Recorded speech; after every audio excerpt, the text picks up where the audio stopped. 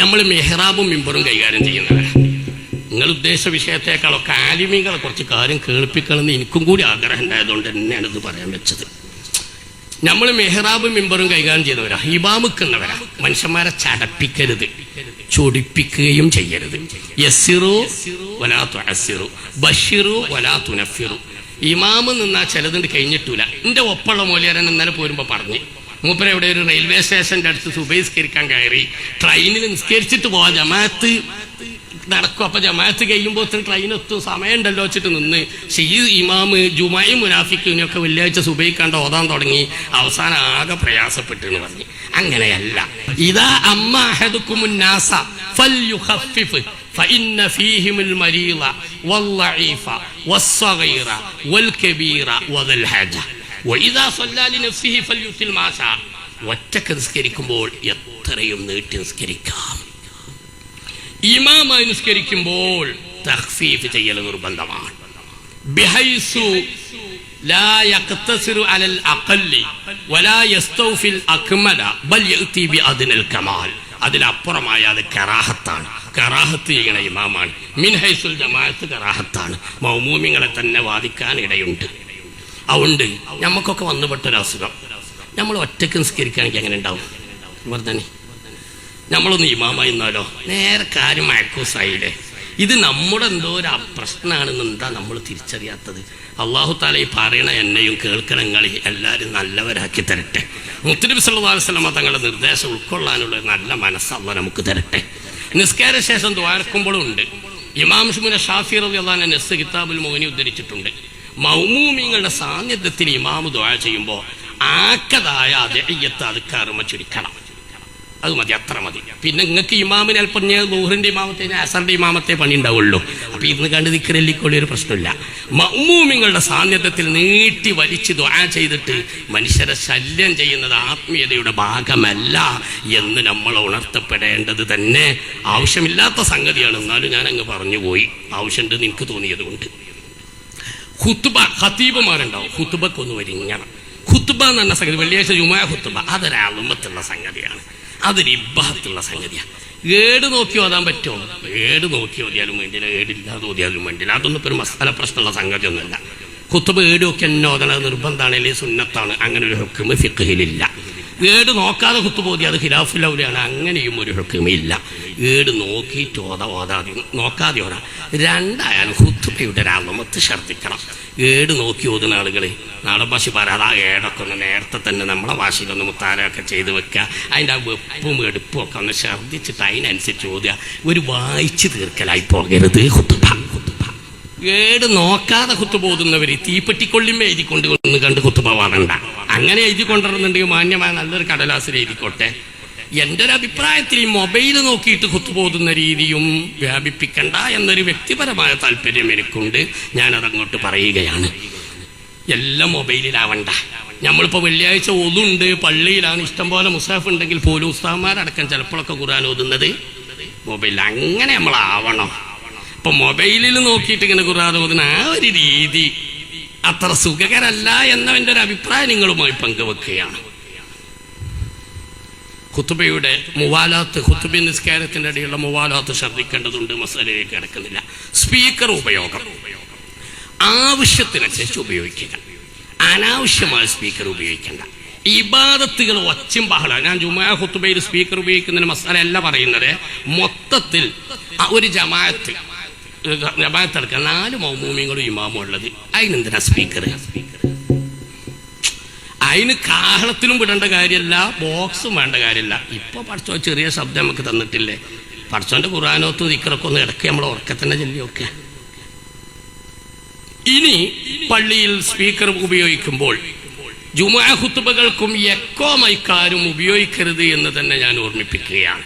Echo മൈക്കയിൽ ഒരു ഉസ്താദ് ഖുത്ബ ഓതിയത് record ചെയ്തുകൊണ്ട് ഒരാൾ എനിക്ക് വിട്ടു തന്നത് കേൾക്കുമ്പോൾ വെറും കോമാളിത്തരമായി പോകുന്നുണ്ട്.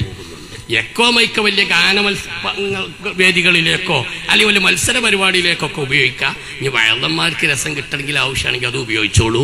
ജുമുഅ ഖുത്ബക്ക് സ്പീക്കർ ഉപയോഗിക്കുമ്പോൾ എക്കോ ഉപയോഗിക്കുന്നത് അത് ശരിയല്ല. അത് പലപ്പോഴും ഖുതുബയുടെ സിഹത്തിനെ തന്നെ ബാധിക്കാൻ സാധ്യതയുണ്ട് എന്ന് ഞാൻ ഓർമ്മപ്പെടുത്തുന്നു. അത് ഉസ്താദുമാർ പരിഷ്കാരം കൂടിക്കൂടി എക്കോ മൈക്ക ജുമാ ഖുതുബക്ക് ഉപയോഗിക്കുന്ന അവസ്ഥ ഉണ്ടാവരുത് എന്ന് ഞാൻ ഓർമ്മിപ്പിക്കുകയാണ്. ഹറാമാണോ ബാത്തിലാണോ എന്നുള്ള ഹുക്മ് അല്ല പറയുന്നത്. അല്ലാത്തയിടത്തും മൈക്ക് ഉപയോഗിക്കുമ്പോൾ ആവശ്യത്തിന് ഉപയോഗിക്കുക. ആരാധനകൾ വെറുതെ ഒച്ചിമ്പിളിയും ബഹളവും കാട്ടിക്കൂട്ടലും ആവരുത്. നമ്മളിപ്പോ പള്ളിയൊക്കെ ഹയാത്താക്കുന്നുണ്ട്. ഞാൻ ചിലപ്പോൾ പറയലുണ്ട് ഹയാത്താക്കൾക്ക് മുമ്പത്തേക്കായി കുറച്ച് കൂടുതലാണെന്ന് അറിയലുണ്ട്. എല്ലാ നിസ്കാര പള്ളിയിലും റമദാന്റെ എല്ലാ ഒറ്റ രാത്രികളും ഹയാത്താക്കും. എങ്ങനെ ഈ ഹയാത്ത്? തറാവി കഴിഞ്ഞ് 3:30 മണി വരെ 3-4 മണി വരെ സ്പീക്കറും കാഹളട്ടിട്ട് അങ്ങനെ പാട്ടും ദിക്റുമായിട്ട് നാട്ടുകാരെ ഉറങ്ങാൻ സമ്മതിക്കാതെ. ഇതാണോ ഇസ്ലാമിലെ ആത്മീയത? പള്ളിയിൽ നടക്കുന്ന മുഴുവൻ പരിപാടികളും സ്പീക്കറിലിടുന്നത് എന്തിനാ? ആഴ്ചയിൽ നടക്കുന്ന ഒരു ദുആ മജ്‌ലിസ് അല്ലെങ്കിൽ ഉസ്താദിന്റെ ഒരു പ്രസംഗം തൊട്ടടുത്ത വീടുകളിലേക്ക് ഉപകാരപ്പെടുമെങ്കിൽ, അവിടുത്തെ സാഹചര്യത്തിൽ വേറെ ഫിത്നകളില്ലെങ്കിൽ അത് ഉപയോഗപ്പെടുത്തിക്കോളൂ.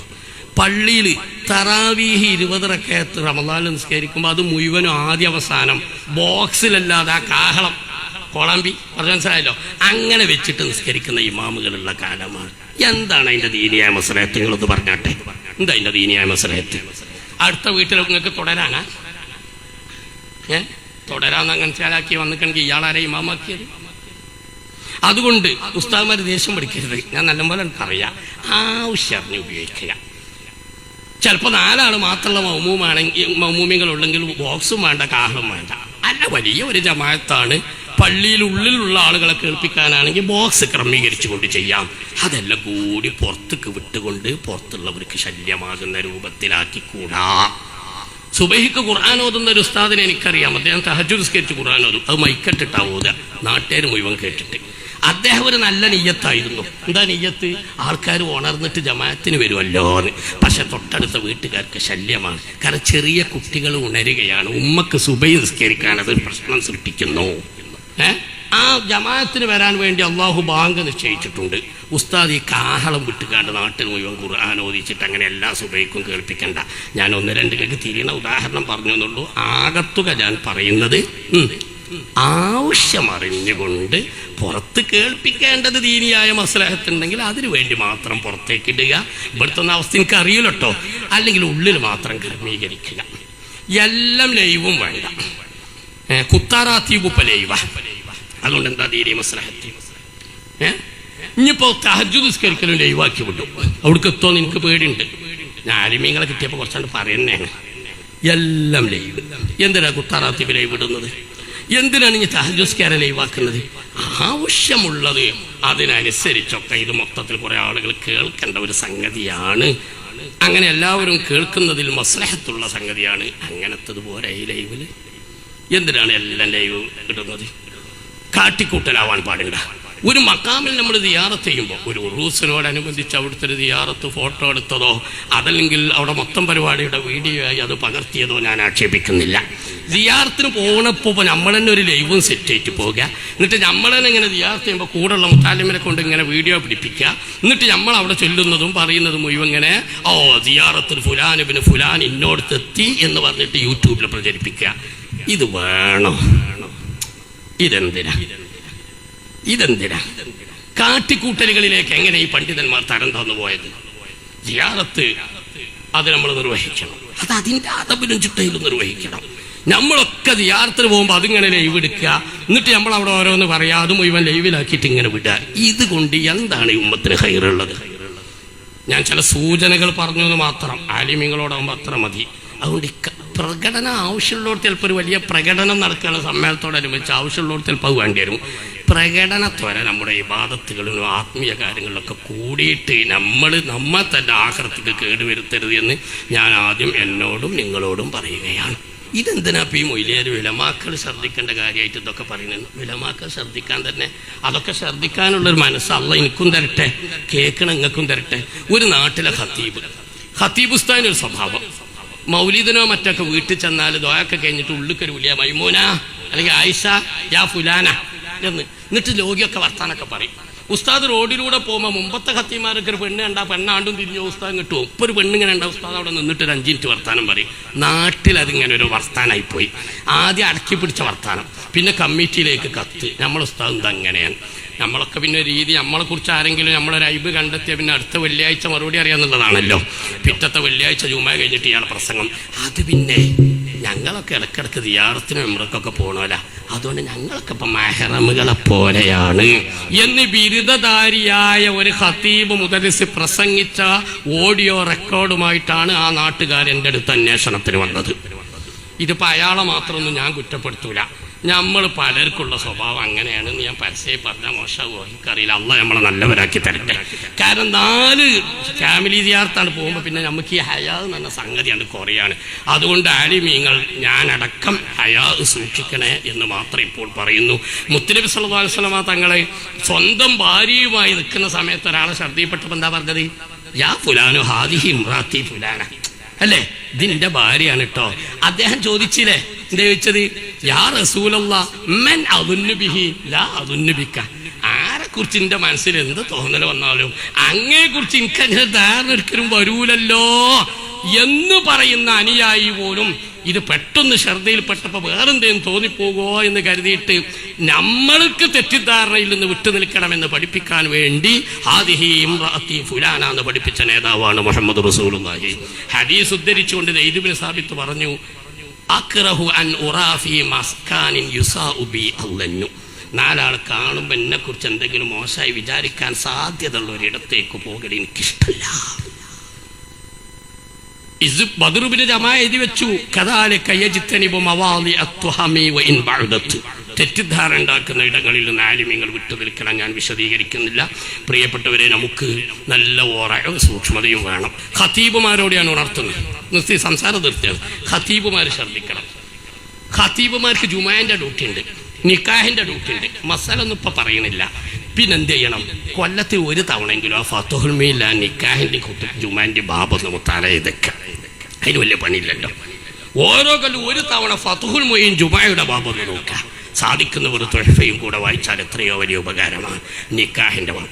നമ്മുടെ നാട്ടിൽ ഒരു നിക്കാഹോ ജുമയോ നഷ്ടപ്പെട്ട് ബാത്തിലായാൽ മഹല്ല് കമ്മിറ്റി പ്രസിഡന്റ് റബ്ബിനോട് മറുപടി പറയേണ്ടി വരില്ല, സെക്രട്ടറി മറുപടി അറിയേണ്ടി വരില്ല. കാരണം അതിനാണ് ശമ്പളം കൊടുത്തിട്ടൊരു മൂല്യർ അവിടെ വെച്ചിട്ടുള്ളത്. അത് ആ മൂല്യർ ശ്രദ്ധിക്കേണ്ടതല്ലേ. ഖത്തീബ് ഖുത്ബ ഓതിക്കൊണ്ടിരിക്കുകയാണ്. 2ാം ഖുത്ബ തീരാ നേരത്താണ് ഒരു സയ്യിദ് അവിടെ വന്നത്. സയ്യിദിനെ ബഹുമാനിക്കണം. ഉടനെ ആ സയ്യിദിനെ ഇമാമത്ത് നിർത്തുകയാണ്. ആ ജുമാ പ്രശ്നമാകുകയാണ്. കാരണം ഖുത്ബ ഓതുന്നത് ഒരാളും ഇമാമത്ത് മറ്റൊരാളെ നിർത്തുകയാണെങ്കിൽ ആ ഇമാമ് ഖുത്ബ കേട്ട ആളാവണം.